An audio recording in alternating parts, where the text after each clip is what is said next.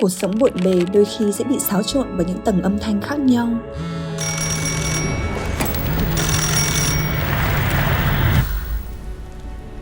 Để tâm hồn mình được tĩnh lại, cuối tuần này Hà Linh sẽ một mình đi tìm chút yên bình nơi thiên nhiên, cùng hòa mình vào cỏ cây và thưởng thức những thanh âm trong lành nhất của cuộc sống.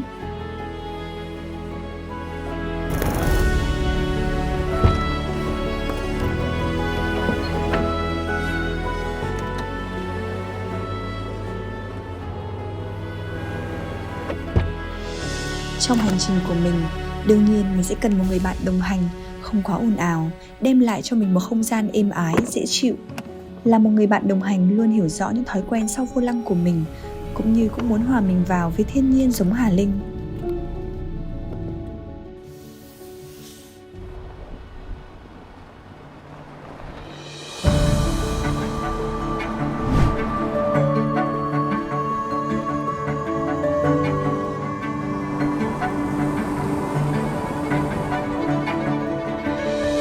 Và địa điểm mình chọn để đi trốn chính là vùng đất Ninh Bình non nước hữu tình, có núi, có hồ, làm mình hoàn toàn có thể thả hồn vào thiên nhiên.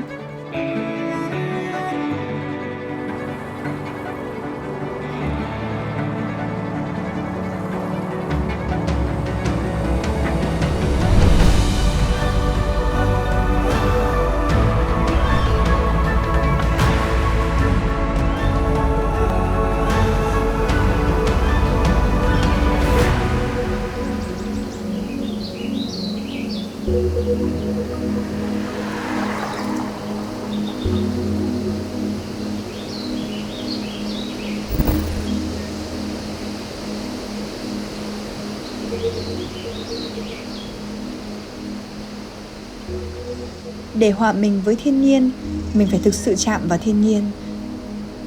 Một trong những hoạt động mình thích nhất chính là leo núi. Hoạt động này giúp cơ thể mình thêm dẻo dai, cũng như giúp tâm mình được giải phóng khỏi những luồng suy nghĩ công việc. Bởi giờ đây, ý nghĩ duy nhất của mình là làm sao chinh phục được chặng đường trước mặt.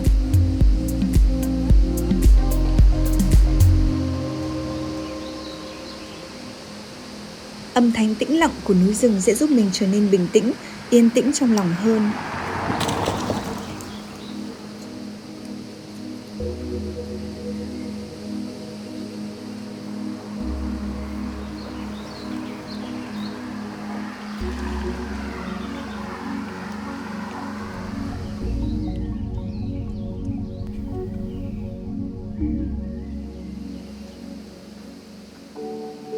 Ninh Bình một ngày thời tiết dễ chịu, không hòa mình vào thanh âm của rừng Tràng An thì thật là phí.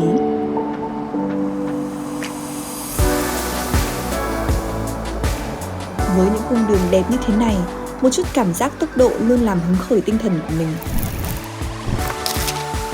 Đạp ga, ghì vô lăng, Lexus đem tới cho mình một cảm giác lái rất đầm và chắc nhưng cũng rất nhanh nhạy, tinh tế. Một cảm giác lái đem lại những hormone sảng khoái.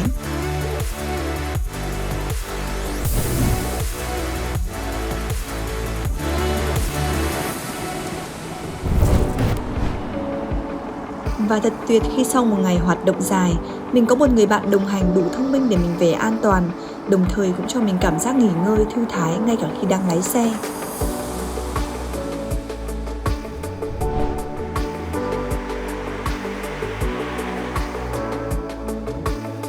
Ngày mới tươi đẹp lại đến, không gò bó mình trong một không gian cố định chật hẹp. Người bạn đồng hành của mình luôn đủ rộng mở để mình được tới gần nhất với những làn gió mát hay ánh nắng sớm.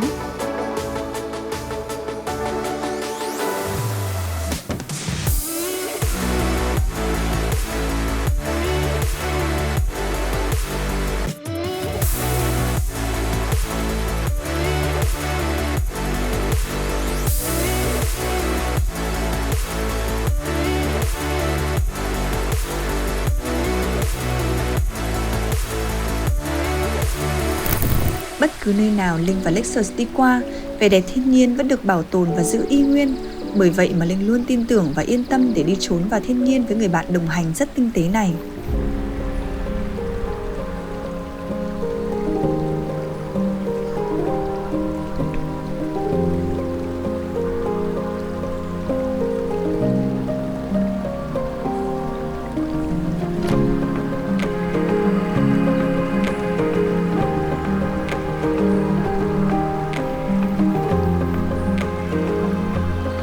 hòa mình cùng thanh âm của dòng nước mát lành tại Tam Cốc, tâm trạng của Linh như được cột sửa hết những âu lo muộn phiền. Làm kinh doanh, nhiều khi mình cứ phải cứng rắn, mạnh mẽ, thế nên mình luôn cần một chút sự mềm mại để cân bằng lại. Thiên nhiên thật tuyệt diệu khi luôn mang trên mình những nguồn năng lượng cân bằng lại cuộc sống.